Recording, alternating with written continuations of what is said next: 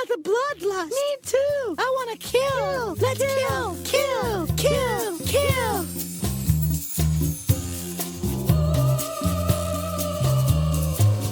Hello, listeners, and welcome to The Bloodlust. This is your go-to podcast for classy broads talking horror since 2014. This is episode 307 of the program. Tonight we are talking about lo-fi sci-fi movie Redo. From the region of Rideau, France. Get out of here. It's not even spelled like that. We're going to start with this again. My name's Amy. I'm your fearless leader, joined, as always, regrettably, by my lovely and talented co-host, Kay. And hilarious co-host. That's right. Kay, hi, I'm here. Hi. Happy first day off in how many days? Well, actually only 5 because you didn't work last weekend. Yeah, I was supposed to, but I put a stop to that. That's right. Yeah. You and our haircuts put a stop to that. Right, I was very busy. And then we had another Pride event, even though it was late July. Yeah. The Royal Oak one, I think. Oh, no, that was the Royal Oak one. Yeah. There's another one later, too. Did you just bite me? And we have a new foster dog. He hasn't figured out that limbs are not toys yet. He doesn't know what's a toy and what's not. How's he supposed to know? How's he knowing? He loves to get that underarm fat. Oof. Mm-hmm. Also, Kay thinks he's ugly and keeps talking about it. He's very ugly. He's got that weird mutation for pit bulls that they have hair, like long hair, but it's not like a cute hair all over. He's got like some extra whiskers on his face. That's pretty cute. But then he just has back hair. A really long, weird back hair, yeah. It's not around his belly. It's not around his legs. Just like old man back hair. They thought he was a senior. They sent him with senior food, but he's 3. He just looks old. He's not an old guy. He's a funny-looking guy. He looks like Falcor a little from The Neverending Story. Mixed with Pinky from Pinky and the Brain. A little bit, but that's more his personality. Well, yeah, but in his stupid little ears. Yeah, I can see it, I guess. Anyhow, that's what we've been doing. Working and taking care of dogs, cleaning up messes. Oh, God. Love a brand new foster. Uh-huh.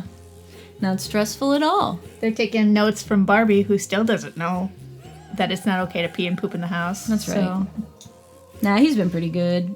He did knock over a plant stand with a bunch of plants on it. And we came home to just dirt everywhere. And pieces of paws. Pottery. Yeah. And then I opened the shower the next morning and there's like muddy paw prints inside of it. Like, maybe I'll go in here. I'll cower away. He probably was so scared. Poor little man.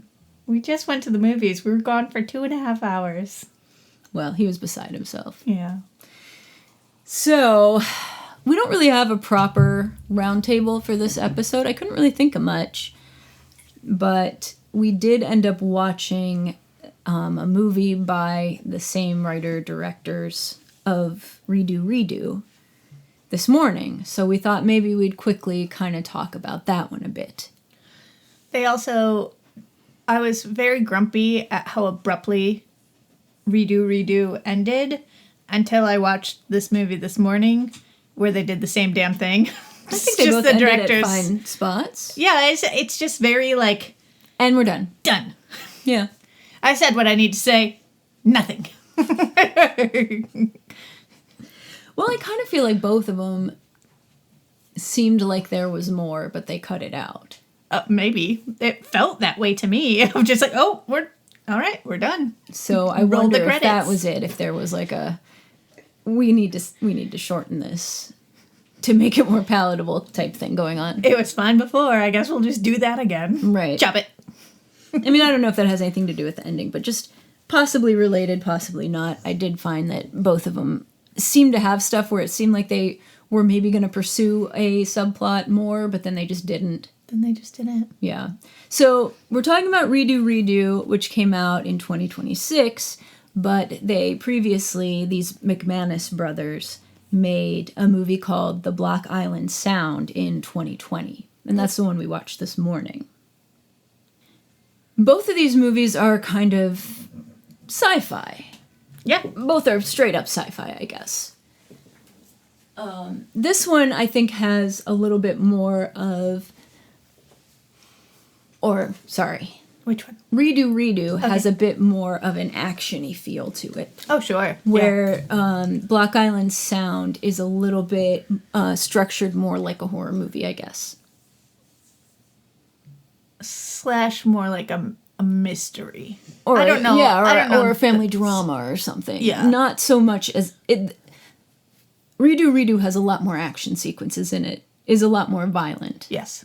For sure. Than Block Island Sound. But they are both sci-fi, and they're both the kind of sci-fi where they don't really explain much. They don't. It's not very science-heavy sci-fi, which I've heard described as lo-fi sci-fi, which is kind of cute. That's very cute. Yeah, and I think both of these fit that description pretty well. Yeah, make your own connections. Whatever. And I don't mind that personally. I like when they just say, this exists. Yeah. Because I don't really have a problem with that. It's a movie. It's made up. If you tell me something exists, as long as it works in the same way throughout the movie, I'm fine with it. Right. And that's how they do it here. It's not like Arrival where it's or Contact or anything where they are really science-y. Not like that. Maybe that's why I like it.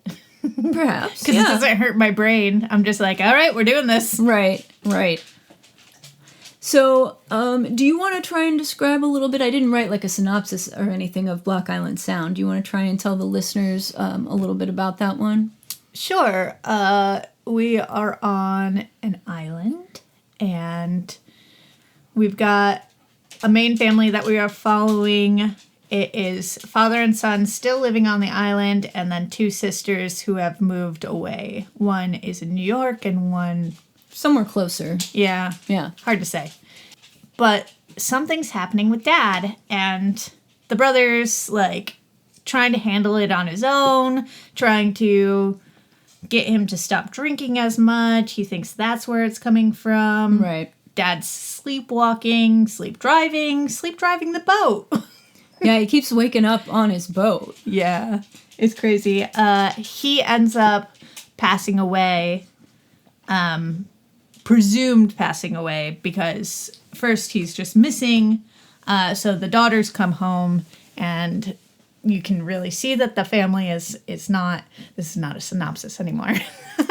No, but you're making a good point, because another thing is that the daughter is some kind of marine biologist or some kind of researcher, and she has come to the island anyway. Right, she was already assigned for this. Before she knew anything was happening, she was just like, my family and I don't get along. My fellow, whatever he is, scientist, my second in command can handle this. I don't need to go back to the island. But her boss says, yes, you are. Right. Get the fuck on that ferry. Yeah, and that's when she finds out things are weird with her dad. She also brings her little daughter along. Yeah. And the reason she's called there is because there's been like a die-off of fish. They've been washing up dead. Lots and lots of them. Tons of fish. Literally, they say, like, how many? And he's like, I'm thinking like 10, 9, 10. And he's like, fish? Tons. Tons of fish. Because prior to that, he said tons, and he thought he was being, just using it as a... Figuratively, there were tons of fish. No, there were literal tons. Literal tons. So there's been something weird environmentally happening.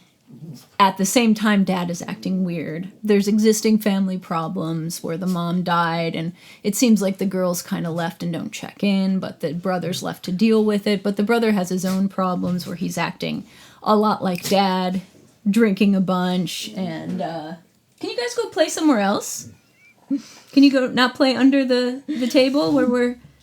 Bitey face right under the microphone. Yeah, can you not play bitey face in here? Doesn't it gross them out when their teeth touch? I don't know. It's slamming. Yeah. Is this dog version of kissing? What?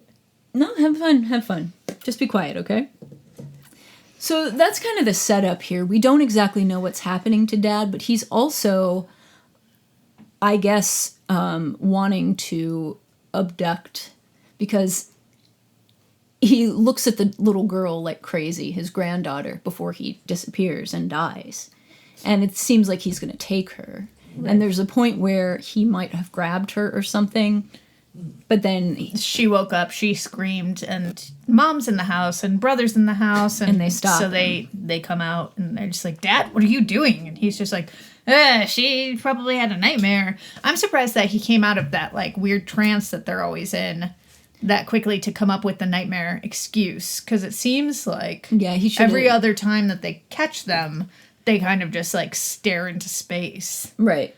Then they're harder to wake up. But Right. maybe that's because it wasn't a child screaming at the top of their lungs. That's true. Yeah. That's fair. So that's the setup. I don't think we should spoil this one. All right. What did you think of this movie?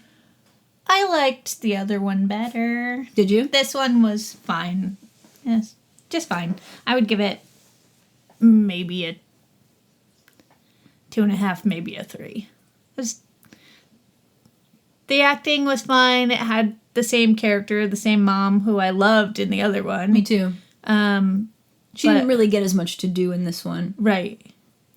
And the brother who was on screen more, I don't think was quite as good of an actor. I think there's a lot more depth in Redo. It's a lot more emotionally charged. I did kind of think that the familial aspect, like the relationship between the family members in this, was decent. Sure, for what you got to know. Like, it's just family fighting with each other. Yeah, but it felt pretty realistic to me, Sure. where I didn't think that, like, some of the dialogue in Redo, I thought was terrible. And I think that it felt a little more natural in this. Sure. So I kind of like that a little bit better. I didn't like the story as much, no. Right. And I think that it was a little less well developed, I guess, than the story in Redo. I also didn't like with this one that they killed the dog. Yeah, there was a lot of animal deaths in this one. Yeah. The whole premise of this one was animal deaths. A lot of it was. So I was going to give this a 3. I'd probably give it a 2.5 because of the dog. They didn't really show anything. Everything kind of just gets Even so, taken. They showed us a dog. Yeah. And had it served no purpose except to be Get killed. Yeah. killed. I didn't mind this, though. I would say it's an interesting enough premise, and if you like sci-fi movies, and if you like lower budget kind of, I don't know how to describe them, like family affair type productions like this. Like if you've seen any movies by the Addams Family, it's not as low budget as those movies. You remember where the devil? Yep. Mm-hmm. Not them. I don't know what you were saying. If you said yes to the snap, so I was like, the Addams Family. I didn't know if that was something from the movie. I couldn't remember, but no. Remember the movie about the like traveling carnival people and they would kill and it was real low budget and yeah. If you like stuff like that, it is higher budget than that. So I guess maybe like Benson and Moorhead type movies like Spring and Synchronicity and Something in the Dirt, stuff like that. You would probably enjoy Black Island Sound. Also, Jim Cummings is in both of these movies. He's a director on his own. He's made a couple movies. I haven't seen him, but I know that he's in that same kind of group of lower budget filmmakers. But yeah, this one was ultimately, to me, not as satisfying. It did have the little girl from, she's in Welcome to Derry. I think her name is Margie in that. And I think she's really precious. I can't believe you remembered a character's name. I guess that's the pro of having it be a TV show. Right. Because you saw it over multiple episodes instead of just one movie.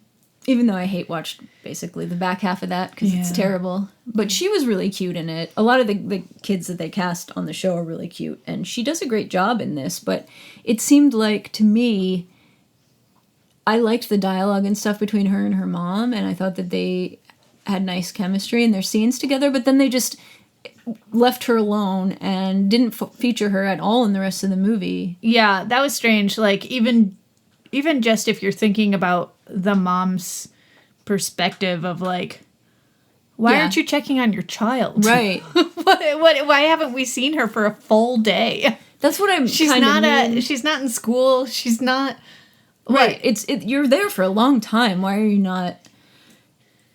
But I think that little actress has really good reaction shots. Mm-hmm. Like, she's a very good little actress in how her face is responding even when she's not a part of the dialogue. Like, I thought she's gonna be big someday. And she was a has good gone on little to be in a lot of stuff. She's also on the Station 11 series, which we started but didn't finish. So that's kind of what I mean when I say that I felt like there was stuff that it felt like they cut maybe some stuff out Sure. with the mother-daughter part. God, I maybe hope to so. make it, Otherwise, they just she was a bad mom. very bad mom. And they do a similar thing in Redo, which I suppose we should start talking about now, huh? That's fine with me. Do you recommend this one or not? The sound? I mean, I might have not given it as fair of a shake as I should have because I was crocheting while I was watching, but it was just okay. I would recommend watching it the same way I did. If you like Redo and you want to go see other things that they made, it's fine, but I didn't love it. Yeah. This was on streaming for a long time. I think it was on Netflix for a long time, but now we had to rent it. I mean, it's just a $2.99 rental, but to me, Yeah. All right, let's get on to Redo. This movie is rated R. Arr. It has a runtime of 1 hour and 49 minutes.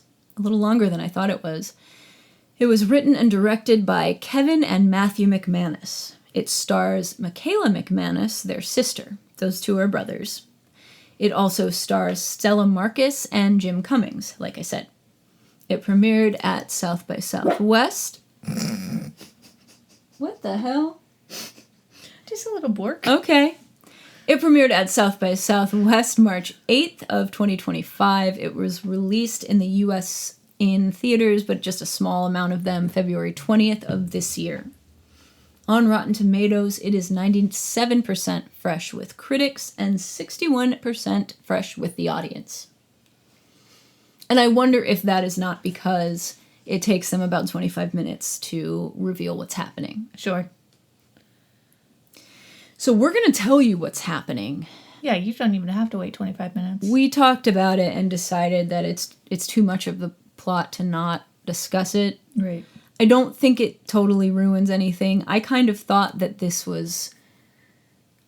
I wasn't sure if this was a time travel or a multiverse movie when I chose it as the one we'd watch.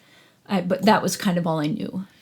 Yeah, I think that us ruining that it's a multiverse instead of a time travel isn't that big of a deal. It could only make the first 3 kills make more sense, which it didn't really make sense to me. That's why it was so frustrating to me. Well, let's talk about it. All right. So the plot. The McManus sister plays Irene. She is a grieving mother, and she is using this coffin-like contraption to travel through the multiverse to find a reality where her daughter has not been killed by this man. I think his name is Neville. That's right. Longbottom. She has been doing this for a very long time, several years. She has not found a universe where her daughter is alive, so she kind of consoles herself by murdering her daughter's killer every time. In it's every happened. universe. Yeah. In every single universe. But the way that this works is it's not a time machine. Time is moving linearly. Mm-hmm. And so she has now gotten to the point where this person has chosen another victim. And so one of the times she goes to his house, because she has it down, she does it the same basically every time. She finds another teenage girl tied up and rescues her. But then they have to get away, and she takes the girl with her, and they go to another reality, and then she's got this kid tagging along. And this kid Mia has not had a very good home life. She's a kid in the foster system, and which was probably why she was vulnerable and got picked up by this dude. The guy said that he was looking for his dog, and he was wearing a fucking tie. Right. Well, he had a nice car. I don't know. Yeah. It worked. She was so mad at herself, and that's fair. Sure. She's like, I know not to get into a stranger's car, but he was wearing a tie. So that's the setup. It is, it's an interesting multiverse movie because it keeps it really small. You know, this is not everything everywhere all at once where people have hot dog fingers and there, you know, realities where like crazy ass things are happening. It's more like just tiny little things. The color of the delivery van she drives that unlocks with her key fob that she's able to get to in each dimension is a different color. Right. The only really thing that I didn't even notice it, this is just from IMDb, but the only like big difference that you see is that she's counting money in one of the scenes, and instead of Andrew Jackson being on the 20, it's Harriet Tubman. Yeah.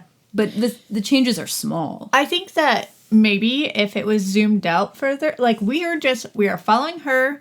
She is spending 1 week in the universe. She has her things that she is about to hit. Yeah. And if we expand it out, if she like had more of a life in each universe, then maybe we would see other things that are different. Right. But like just because, you know, it's just her who's not technically a part of this universe to begin with. Right. And this one guy. So you only see the changes perhaps like one of the times, you know, he had off when usually he's working. He had a day off or he called in, whatever. So like it's not big changes, but there could be more changes in the outside world. We just don't know. And we talked about this a little bit, and my kind of theory for that is that and they don't explain something that we should talk about too, which we talked about in the Block Island sound a little bit, was that they don't explain the mechanisms of how this works. Right. Basically, she came from a reality that had this technology. She's using it. That's it. It just so happens that the other universes, the humans do not have this technology, except for you can find people like basically in the yellow or in the classifieds. Classifieds. Yeah. Which is a cool little diversion that they did. Yeah, I loved it. Like I just love that you could tell that she has done this thousands of times because there's no like. It's not really we have to figure out how to get out of this. She's just like, been there and done that. Let's go. We're keep on moving. We've got a mission to do. I liked it. You liked the idea that they jump into the movie with her not starting this, but being already like weary of it. Right. Yeah, I like that too. I thought that was very smart. And it also like makes me more understanding of some of the character flaws that I see. Like, again, in this one, not a great parental figure. No. But, like, if you have been doing this for dozens of years... Yeah. And humanity is nothing anymore, because you're just going after this one guy. Well, she does have somebody else, which we didn't tell them about. Oh, Jonathan. I see. She does have this dude that she, at some point in her travels, meets at a grief support meeting. And she kind of 51st dates him. Yeah. And they end up hooking up most of the time. And once we meet her, she's done this hundreds of times with him. And she one time tries to tell him about it. And that's when we are told the rules, basically. Right. Is through her telling him. Which was clever. And I liked that. It was... They didn't spend very much time on it, and it felt like, again, there was more there that they didn't explore. I'm okay with that. His character that she falls for is kind of jokey and like... He's a typical rom-com dude. Yeah, he just like doesn't... He thinks that she's a little bit crazy, but they just boned, so he's like in that post-coital, like, okay, whatever, so his brain's not right to ask like the follow-up questions that one would think that you would be like, excuse me, so then this happened and then this happened, like whatever. And I don't mind that either, because that's explanation enough of why he's not, why we don't know the science behind it, because she's explaining it to him and he's just like not in the right brain space to like ask these questions. Yeah. So I forgot to finish what I was talking about with why the multiverses, I think, are so similar. Sure. I imagine if this technology was a thing, which it never could be, but if it was... Shut up. It might already be. Uh-huh. But if it was, I would imagine, you know, if it all comes back to, like, you know, you make a choice and the path branches. And then it will continue to branch, and you're on one, but there's branches coming off of the other one too. Well, if you're in a machine that is allowing you to jump from one to another, it would make sense that you're jumping to ones that are closer to you, and she's probably going from ones that are closer and fanning out from there. And if that's the case, then I would imagine there would be less variety, right? Yeah. It also seems like she's going in order because she doesn't want to miss her daughter in any universe. So it seems like she went from 0, 0 to 0, wherever 1 she's at. Yeah. to 0, 2, you know. So yeah, I think that they are, it's not like she's going from 0, 0 to 1,500 and whatever, which probably... It's not random. Right. The way that it is in, like, Everything Ever All at Once, where it's just like, what the hell? Yeah, it seems like she can control, because she goes back for Mia eventually. So she can control what universe she's going to. Even though they don't show her, like, putting in coordinates, she's using them, and she references the number that she's from and blah, blah, blah. Yeah, and when she meets those, whatever. Pirates. Yeah. The time-traveling pirates. They were like, oh, you're a long way from home. So, like, those numbers mean something. Right, and it would make the people sense in the know. if they're the reality that developed this technology, that they would be 0, 0. Right. And I like all of that. I think that's very interesting, and I like that it is not the point of the movie. The point of the movie is it's a revenge movie. Right. Yeah, they don't even show you inside of the spacecraft except for a super zoom up on her and the little girl's face. Like, you don't get to see the bits and bobbles at all. And you also find out that it hurts. Yeah, that's another reason why I love it so much. It's just like, you don't find out until you've watched her jump many times, and then she says it to the little girl, like, be careful, this is gonna hurt. And then you think about, like, she's done this thousands of times to find her daughter. It hurts her every time. That's not gonna stop her. Ugh, right. I think it's so sweet. Yeah, I think this one has a really nice story to it. I like the story, and I like what it has to say about motherhood, and I like where it ultimately goes with her daughter. I like what ultimately happens. Yeah. Go ahead. I like the idea that she has found out that in every other universe that doesn't have the time travel, she ends up killing herself. The grief is so much. Like, she's literally the only one that can do this, because every other version of herself, there wasn't anything that she could do. There was nothing that she could do. Right. And the grief was so much that she ends up just killing herself, you know? And the only reason she can continue on is because she has a purpose here. Right. Yeah. Ugh. Yeah, I think there's so many moments of, like, really deep themes in it. I loved it.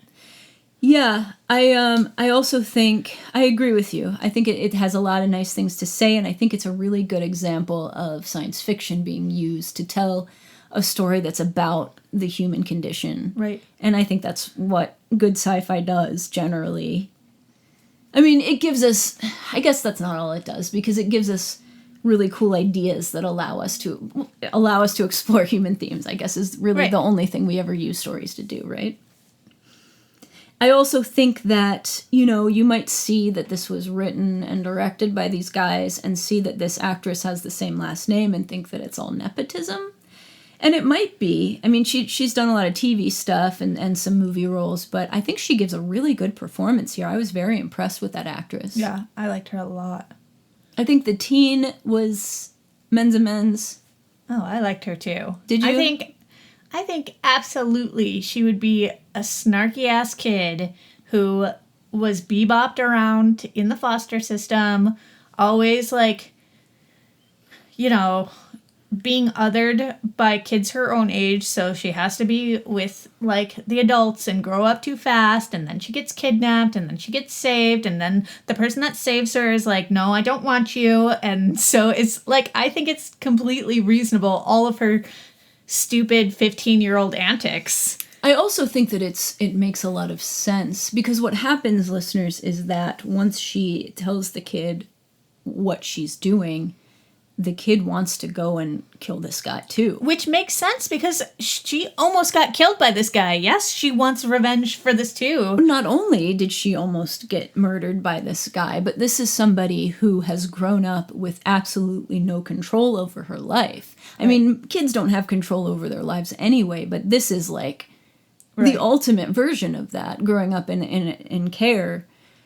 So she wants to exercise some agency, and you can't really blame her, but obviously for Irene, who's been doing it for several years, she knows that this is not a good life and that it's not going to help her. And it's not like Groundhog's Day that no matter what happens, you'll just wake up tomorrow and start again. Like there's life and death consequences. If they die in this universe, they die. They can't. Their only saving grace, they don't have to deal with the consequences of what they've done, because they can get into their machine and go to another universe. And they do that a few times where they've left a giant mess. Yeah, just got out of there in time. Yeah. But yeah, it's still real life consequences. Right. It's not like when Bill Murray kills himself over and over again in Groundhog Day and he just keeps waking up. Right. It's not like that. And it's also, you see where it damages the little girl already, because there's a part where she thinks she's ready for it, but she ain't. Yeah, there's a part where she tries to shoplift something and it escalates, and this overnight manager who has no authority in his own life is trying to like put his foot down to teach this little girl a lesson. Right. He's like, no, I'm calling the cops. Oh God. Yeah, and he ends up getting killed, and it's really traumatic for her. And I actually really enjoyed, I shouldn't say I enjoyed it, but I thought that the way that they showed him dying and her witnessing it was really effective. And then they immediately go to the next universe, and she's confronted with him being alive in the next universe. And he's also nice to her. And he's nice to her. He offers her a Band-Aid. She's not actually hurt. It's his brain matter from the last universe that's on her face that he's offering a Band-Aid for. Like, I love it. Yeah, I think that this movie is effective. To me, when we were watching it, though, I was very frustrated because of the choices that the main character makes. She acts so stupid. That's my only thing about this movie. If you've done it thousands of times, how have you not? I don't see her making it out of any of these scenarios with the choices she makes. Yeah. I think at that point, though, she does not actually care. She knows she cannot give up. She knows that this, like, her mental capacity is gone so far that, like, her getting killed would actually be a relief. Because at thousands, like, there's no way that you're like, okay, the next one's gonna be it. This is, like, she's just doing it because it's routine now, like the way that you get up and go to work. Right. Like, this is her path forward. Down to her killing him on Thursday every week. Right. So that she can get his money, because she's got to pay for things somehow. So she's got to wait till he gets paid. I mean, do I think that there are a couple of things that I questioned? Yeah. But, like, just the mathematics behind killing every Thursday, even for 10 years, that's only She 600 only did it times. for, like, 7 years. Okay, so that's even less. Yeah. That's not thousands. There's 52 weeks in a year.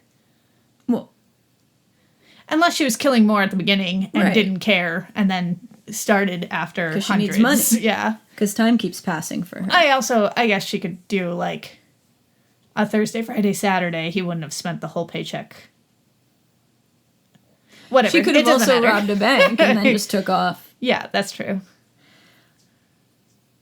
I just thought some of the writing was bad. I thought that some of the dialogue for the little girl was also not very good because she made a lot of references that were way older than her. Yeah. Like to a flux capacitor. Do you even know what a flux capacitor is? I only know about flux because of welding, but I don't know. It's a made up thing. It's from Back to the Future. Oh, okay. And that kid's too young to know about Back to the Future. She's also too young to know about Mad Max. Especially if she grew up in a foster care system. Who's showing her those movies? Sure. I thought some of the writing was not great. I think these guys are really good at directing action sequences. I thought that the action sequences in this were really good.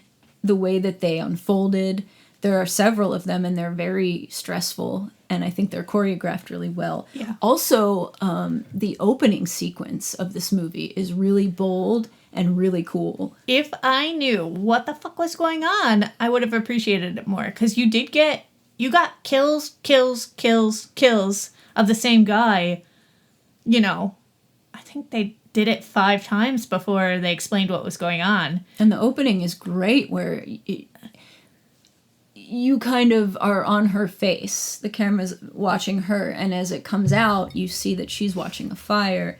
But as we get the whole view, we find that she's got a guy tied to a chair and he's burning. In the middle of a desert. And it's really striking imagery, but the takeaway from it is that she's just completely impassive. Yeah. Like, this doesn't even give her any kind of joy anymore. No. And that is kind of, I think, what the movie is trying to say about revenge. Right. That you have to find something to live for that isn't that. Right. Yeah, I agree with that. I just thought of another flaw Go ahead. that I thought of. Words. Shut up. I think that if time is moving forward, then there is no chance that she's going to find her kid as What, as his prisoner? No. his prisoner. No. Because it would have already Well, happened. Not necessarily. But that being said, she never goes back to investigate who the number 12 in the box. Like, he's got his trophy box, and he's got hair from each of the girls that he killed, and her daughter's number 12. Fine.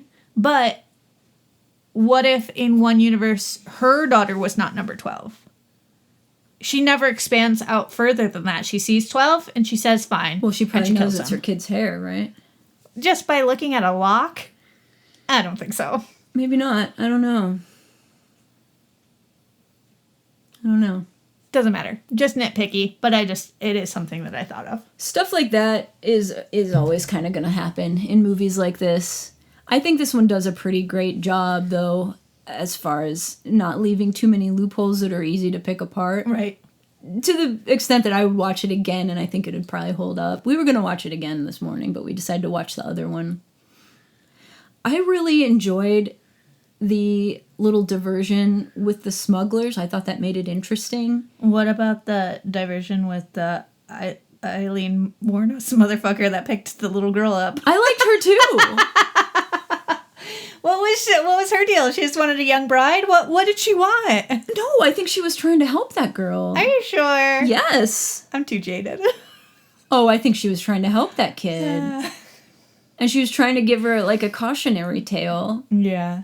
And then she tried to protect her when Irene came back. Yeah, well... You always want to see the worst in everyone, babe. Okay, go on with the smugglers. I liked the subplots. I liked the stuff with Jim Cummings, with the dude at the grief support, and I liked the lady who picked her up. I kind of forgot about that. And I liked the stuff with the smugglers. but they all kind of felt underdeveloped to me. All of those Yeah. plot lines felt underdeveloped to me. And I wonder if the movie wouldn't have been better if they had maybe ditched one or two of those and focused more on one of them. Yeah, give me more. Give me more of the love story. Or more of the smugglers, or more of the... And I can't forgive her for how fucking stupid she acted when she went to get that battery. Why would you let them lock you in that? Why would you even go in that? Why would you go in there? Why would you need to go in there to talk? Go sit in your own car with them. Right. So that was pretty dumb. I think some of the writing is not great, but I like the way that they handle emotional stuff. Yeah. And I like the way that they handle action sequences. And Is it the best idea to let your little 15-year-old that you just saved drink a whole bottle of wine? I don't know. probably not, but she's not her mom. She's not anyone's mom no more. That's rude. Oh, How did you like how it ended? I liked it. Oh, you know what I wanted to say too? Not to keep harping on it, because I do think this movie was pretty good. I think the bad guy was really underdrawn. I would have liked him to have been scarier. I liked it. It was not about him. We didn't get to know him. It wasn't about him, you're right. I don't like. I guess that's why they made him so... He was very two-dimensional. He was, you know. You think they did it on purpose because... Yeah. I think that he was a little pedophile murderer that we did not need to care about. That wasn't the point. I mean, he was the reason that the whole movie existed, but, like, I don't need to put him on a pedestal. But you don't think it would have been better if he was scarier? I didn't find the peril scenes with him to make me very scared. I just I think wanted that, him to be more of a threat. I think that that's a part of, you know, her getting him. He's like, he's not a threat because he doesn't know that she's coming. He doesn't know, like, he's got his face that he has to put on at work or whatever to make sure that the people in his life doesn't know what he's doing. But this outside person who is one of the mothers of, he recognizes her, I guess, from, like, newscastings when her daughter went missing years ago. One time, yeah. But yeah, he probably knows that she killed herself. Affected by a lot of ghosts. I'm a ghost bitch. That was cute. Yeah. What do you rate this one? 4. 4. I really liked it. I think I rated a 3.5. This one is on Hulu, so I think you should definitely watch it. I think it's cool. I think it reminds me a lot of other kind of lo-fi sci-fi, like Primer, which is a time travel movie that's real cool, but kind of breaks my brain. Time travel confuses the shit out of me. I think that's why I liked this one, is because they didn't try to break my brain. Right. They just were like, come on, come with me. Like Caddo Lake, that broke my brain a little bit. This one, yeah, I like this. It also reminds me of Coherence. So I would say, God, who is it? Shane Carruth, is he the guy who made Primer? And then, I don't remember who made Coherence. But these guys remind me of those directors, and also Benson and Moorhead. So I would say if you've seen those movies and you like them, you would like this. It is more of a one that's focused on the relationships more than the ins and outs of the story, a little more than those movies, but I think that it's in the same vein, and I think if you liked those, you would like this.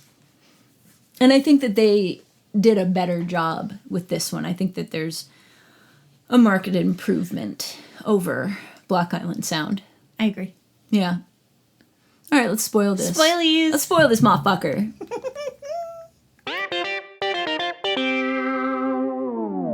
You want to do the what happens-ish? The real thing that is important is when she finds... Yeah. She ends up going to a universe where she goes to the diner like always.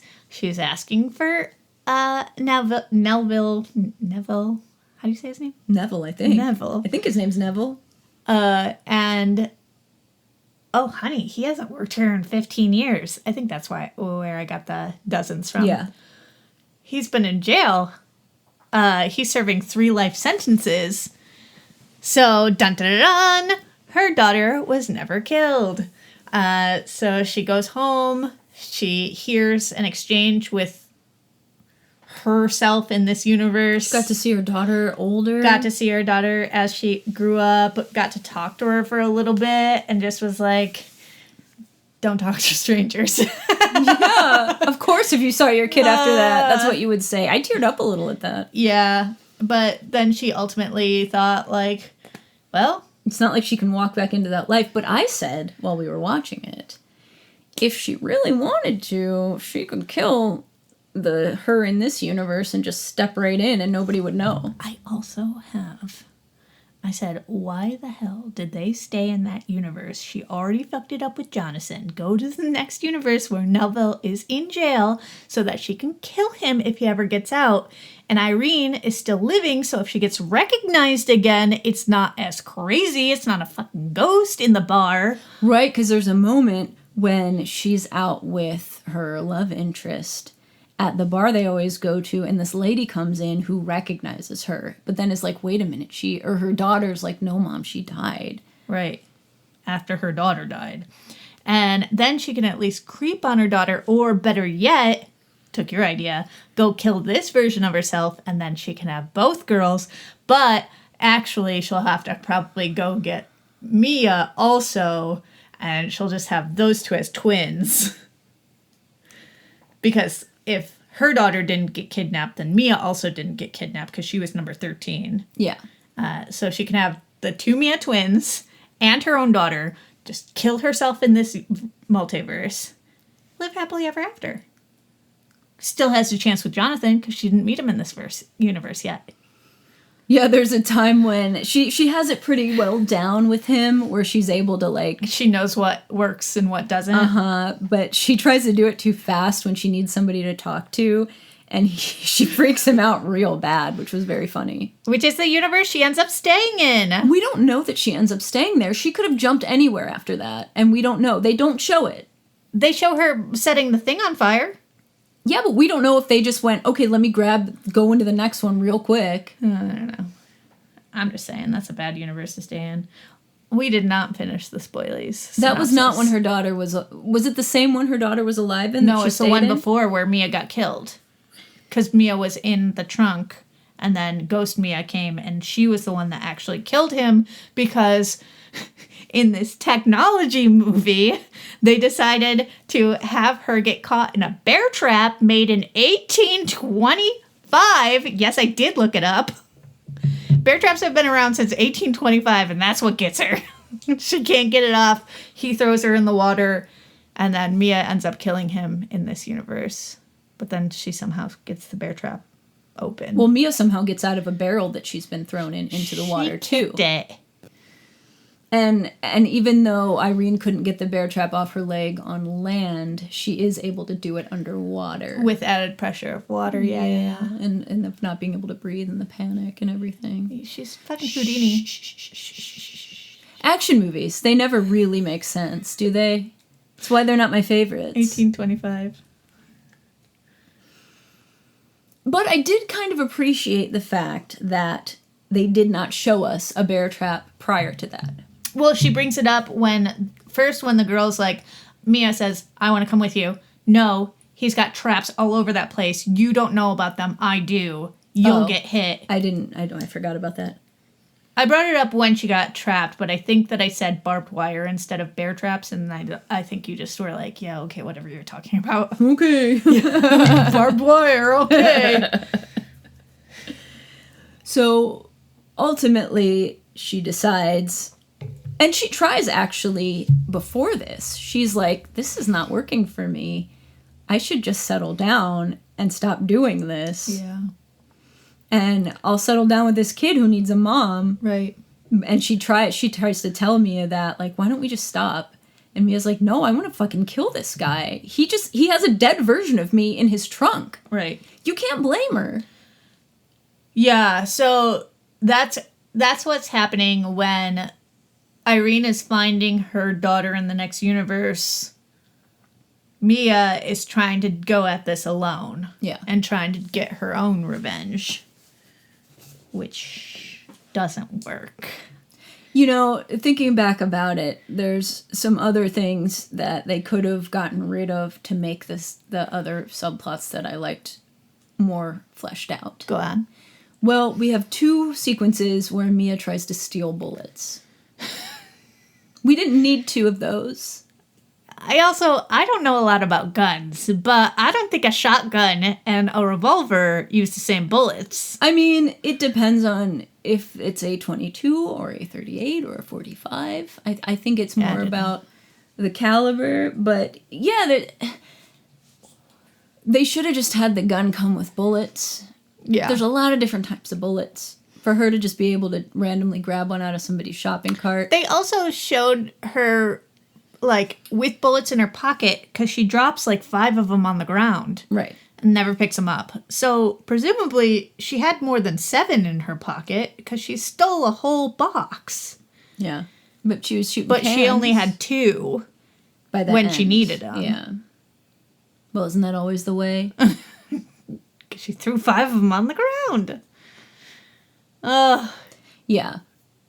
It's not perfect, but I enjoyed this a lot, and I think that you guys will too. They ended up setting the, I want to keep saying time machine, but it's not a time machine. Weird coffin thing. The people mover. Yeah. The Willy Wonka elevator.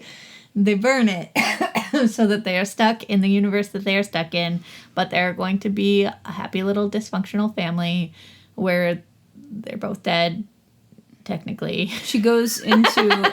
Yeah, I was, we've talked about this before, like, once the credits roll, what are these poor characters going to do, like in Obsession? But... If she can get a hold of people that have parts for like a traveling machine, then she can get a hold of some people that can get her a fake Soch. Okay.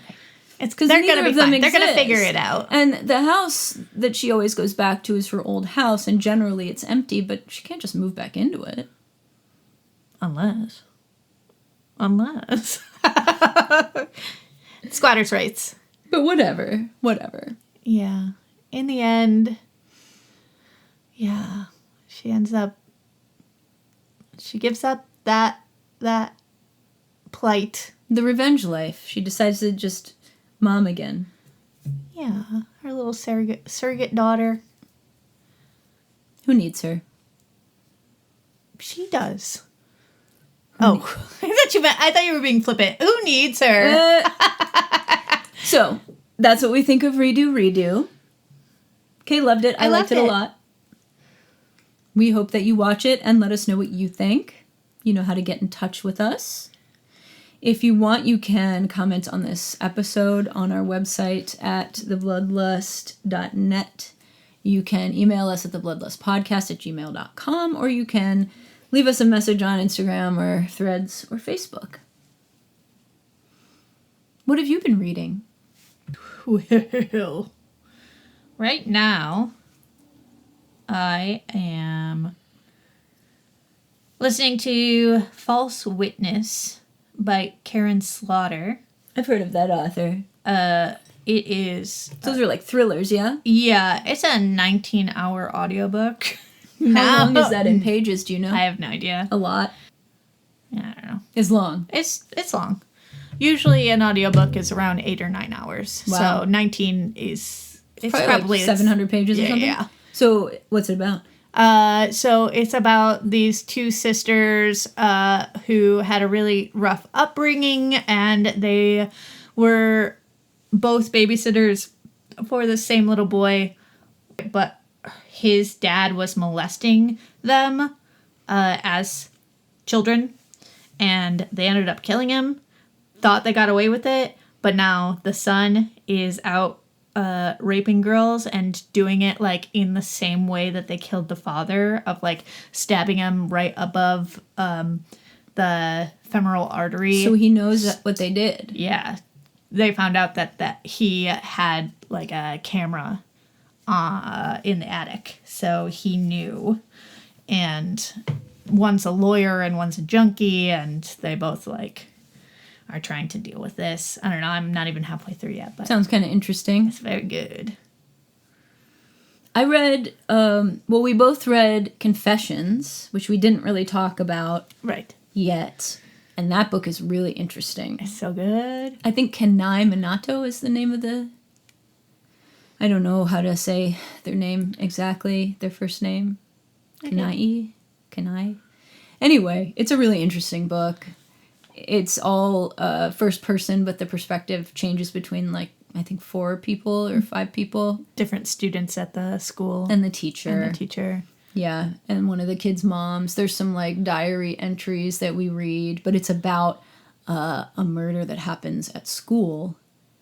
The teacher's child is killed, and then she has this... The book opens with her giving her students a lecture on the last day of class about basically how she knows that 2 of them killed her child, and how she's going to get revenge on them. Yeah, she's like, basically, everyone sit down and listen up. I've got a story to tell you. And then she retires. And then the fallout is the rest of the book. Yeah. And it's very interesting. It's a revenge book, too. Like this is a revenge movie. She gets her revenge. Yeah, she does. She sure does. It was a cool book. Really interesting. Really short, too. Easy to read. Her poor little kid. I know. Well, her, too. God. Yeah. Her love interest dies. She loses her child. She just had to bring her kid because she was working late, and so the kid just usually hangs out at the school. Like, it's a school. It's not like a dangerous place. It's not like she's bringing her to a factory or anything. Right. Like, it's a school. Or a bar that she works at. Yeah. Yeah. We also both read Yesteryear, Yeah. which I didn't really like all that much, personally. I really liked the prose. I think she's a good writer, and I liked the main character. I thought she was very interesting. You just didn't like the twist at the end. I thought the twist was so dumb. I liked it. You'd recommend that one? I think that it speaks more to, like, her mental health, and you hated that. You're just like, oh, she's just crazy? Okay. I don't know. I thought That's weak. I thought it was cheap. Kind of cheap. But it's very popular. Everybody's reading it. Oh, yeah, everyone is reading it. And Anne Hathaway's production company bought the rights, so she's going to star in the movie. Yeah, I thought that I wouldn't like it because I don't want to hear about trad wives when we're living in the time that we are.